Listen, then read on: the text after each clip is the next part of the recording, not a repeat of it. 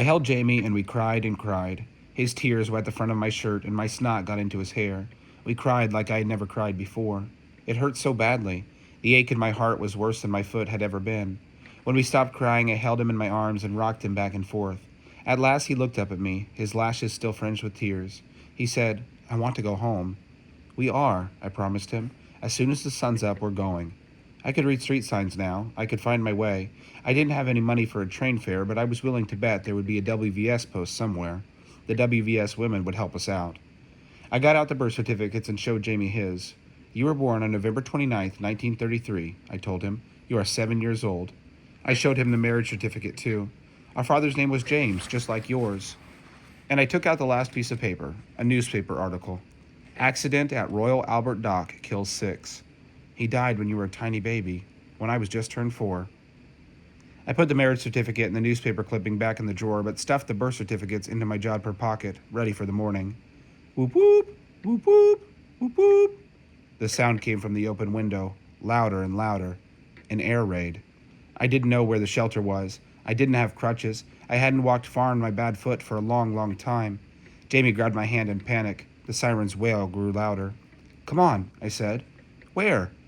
I pretended I knew. "Down the stairs." People were hurrying out the flats, rushing down with bedding in their arms. I couldn't slide down the stairs, not in the crowd, so I clutched the rail with both hands and went as fast as I could while people pushed past me. Jamie held onto my shirt, trembling. The siren began to wind down, its noise replaced by far-off blasts. Bombs. Out in the dark street, I couldn't see where to go. I could hear people, but they seemed to be moving in all directions. Shouts echoed between the buildings. I grabbed Jamie's hand and turned at random, moving as fast as I could. An open doorway, a stair going down, anything. A bomb exploded overhead. The streets rang with the sound of shattering glass. Far in front of us, toward the docks, the sky began to glow red. Fire. The docks were on fire. A building behind us exploded. The shockwave threw us into the street. My ears felt like they'd exploded too.